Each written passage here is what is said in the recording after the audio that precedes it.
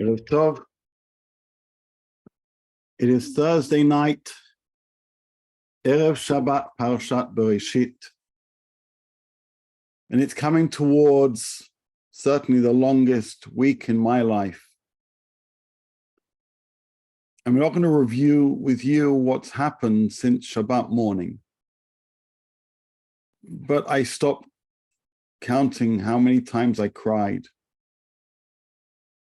And the names of those who've been brutally murdered and killed continue to flow.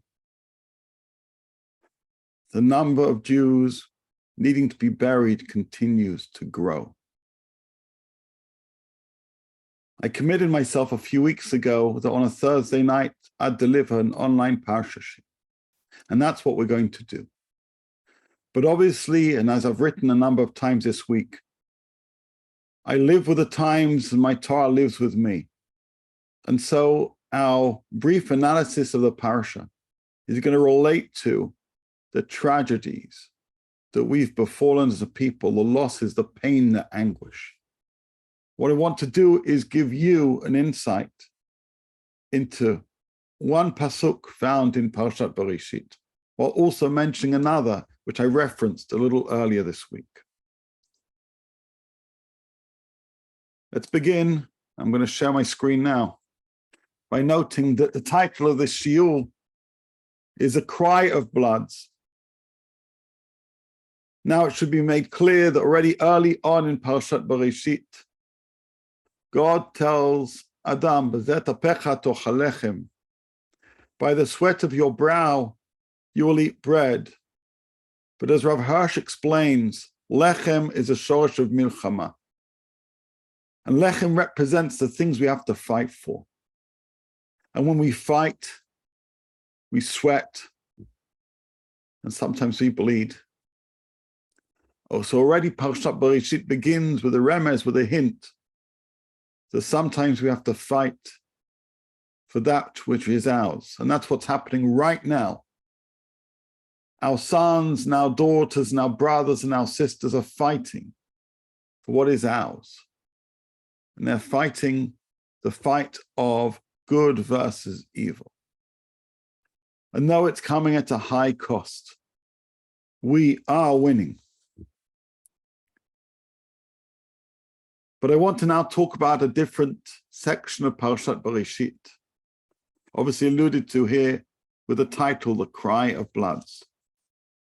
And here we refer to the pasuk where God rebukes Cain, having killed Hevel. In that case, they were brothers. In our case, we weren't brothers. V'yomer me asita. God says to Cain, what have you done? Kol dmei achicha tzoakim elai min adama. The voice of the bloods, dmei, lashon rabim, of your brother crying out to me from the earth. It's a strange verse. Cain kills Hevel. God says to Cain, Kol dmei achicha tzoakim elai min adama. He doesn't say, what have you done? You've killed your brother.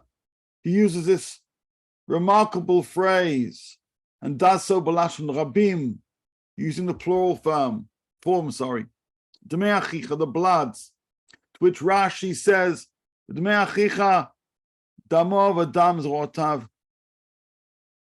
Not just his blood, but the blood of his future descendants.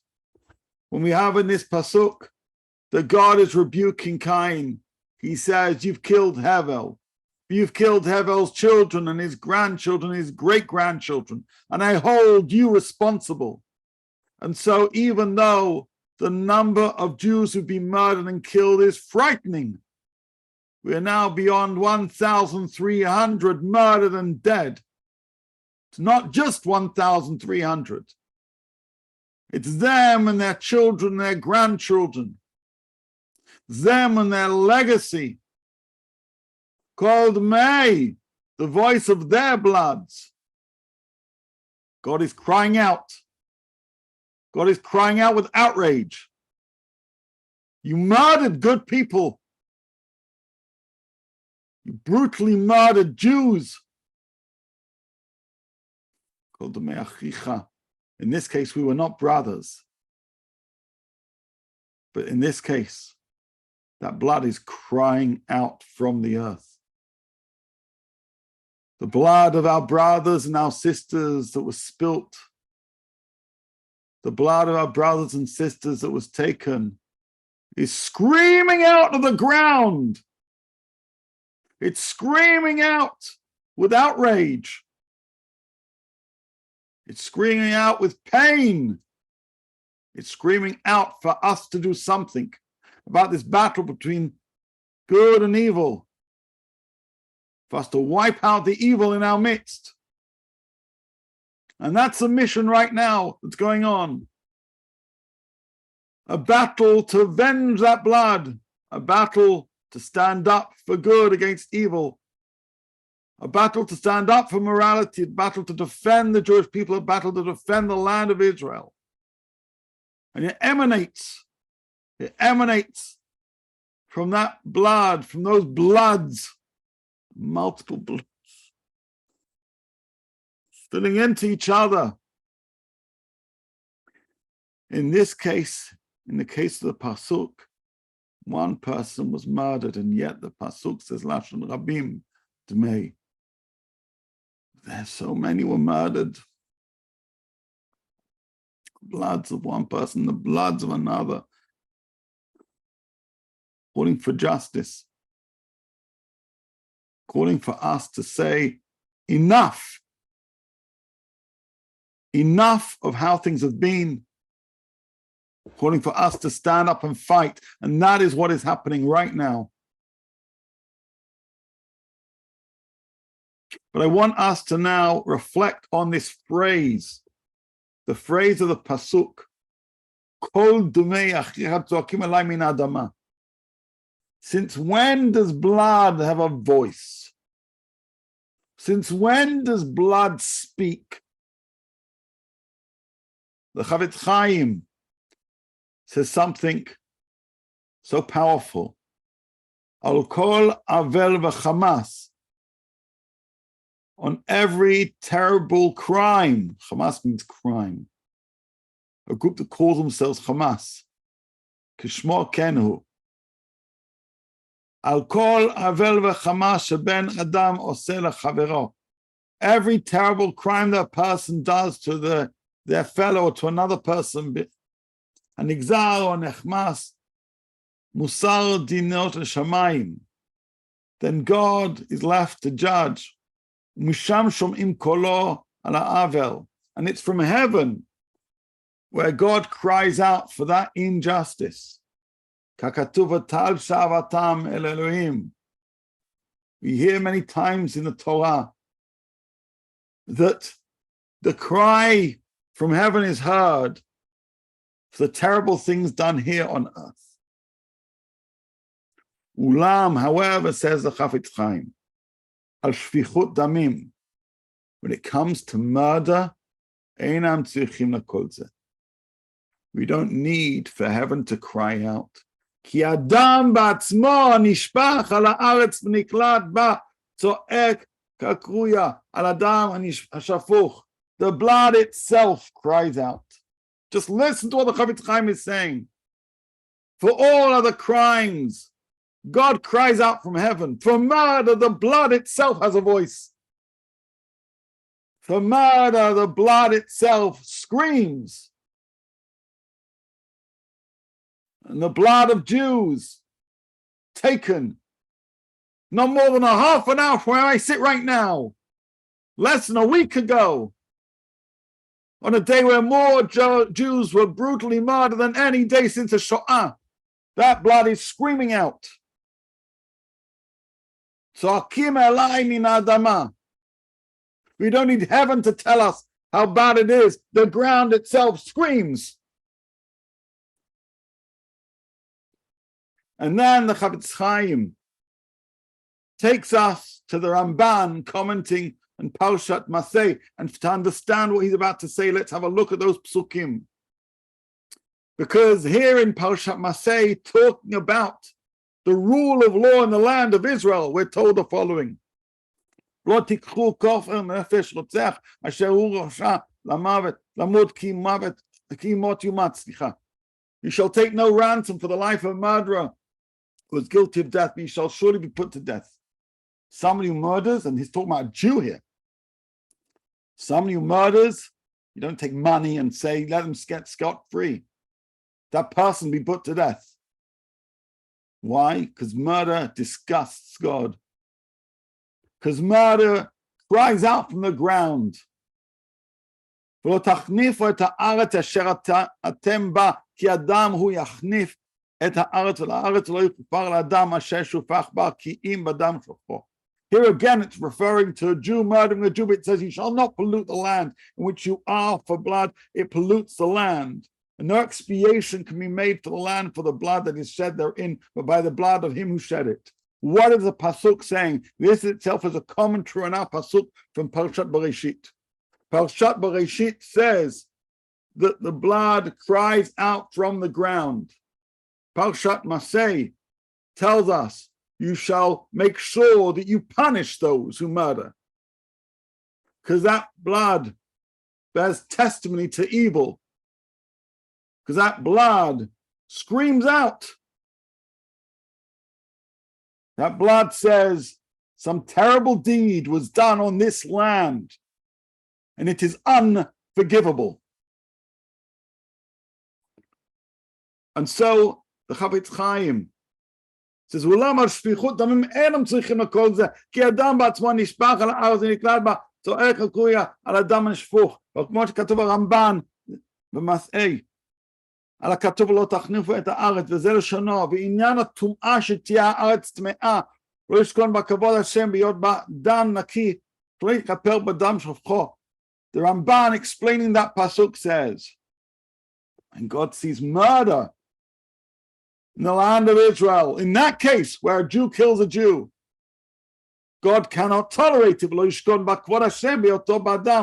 God can't be there when the blood of the innocent has been spilt. God demands justice to be done there. Evil terrorists came into our country. They murdered our brothers and sisters. They took some of our brothers and sisters, and we pray their well-being and for their safe return. But the lesson from Parshat Bereishit is that God created heaven and earth. And then God said, here is a land, live in it and do good. And when the first murder happens, when Cain kills Hevel, God says, that blood is screaming out from that ground. Because the land I made knows what is good and what is bad. The world I made knows the difference between tov and ra. The blood itself screams out. And I demand justice. The blood itself demands justice. And all the time, when evil is perpetrated, that blood will scream. Less than a week has gone by since that terrible day. The blood is still screaming. I'll say that again. The blood of Jews who were murdered is still screaming. Our task is to hear the blood cry. Our task is to hear the blood cry, not just for itself, but for all its descendants that won't be born. You hear the cries of those in mourning. The cries of the widows, the cries of the children, the cries of the parents. We also need to hear the cry of the blood, called Me'achicha.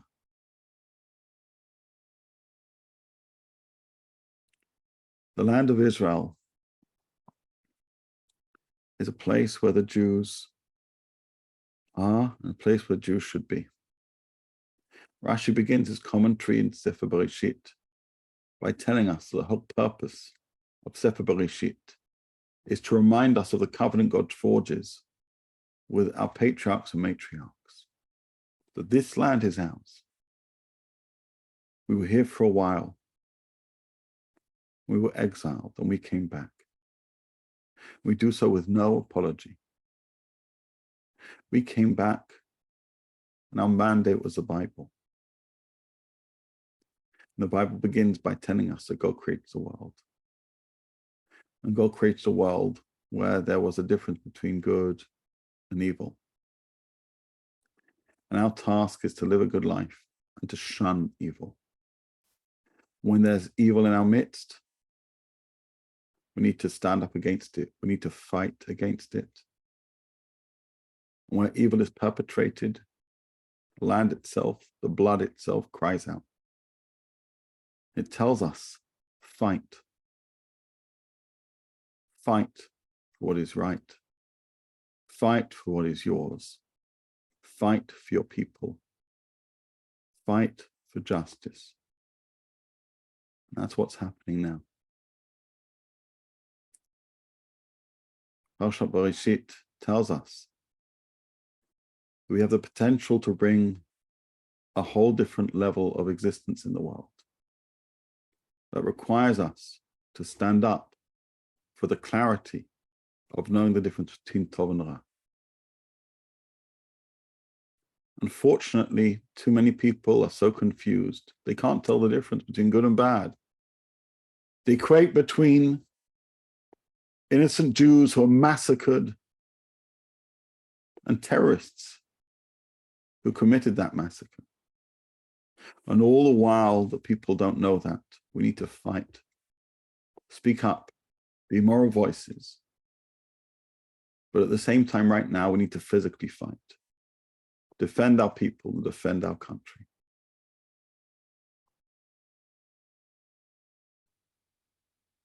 We need to bear witness to what took place last Shabbat.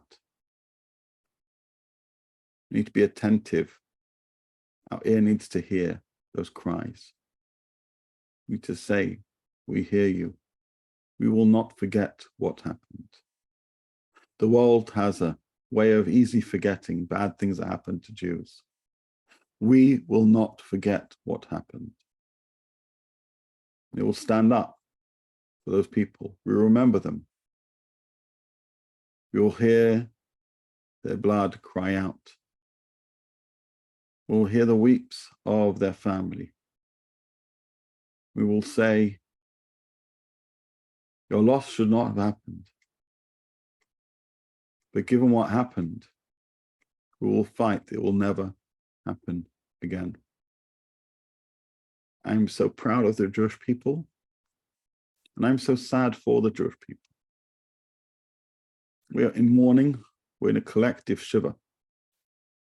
Each of us should have said the Dayan Hamet Bracha, because each of us have seen terrible things, have heard terrible things. Each of us are aching. We are all mourning. But I'm also so proud. I'm proud of the Jewish people for coming together. I'm proud of the Jewish people, knowing that whatever differences we have, they're tiny compared to what it means to be part of the Jewish family. I'm proud of the Jewish people that so many Jews this Shabbat are making a commitment to do just a little bit more, to show that the Torah means something to them, to show that Judaism means something to them, to show that Israel means something to them. We're coming together, and let's come together. We've come together in loss, and let's come together in strength. Am Yisrael, hi. Look after yourselves. Take care. Shabbat Shalom.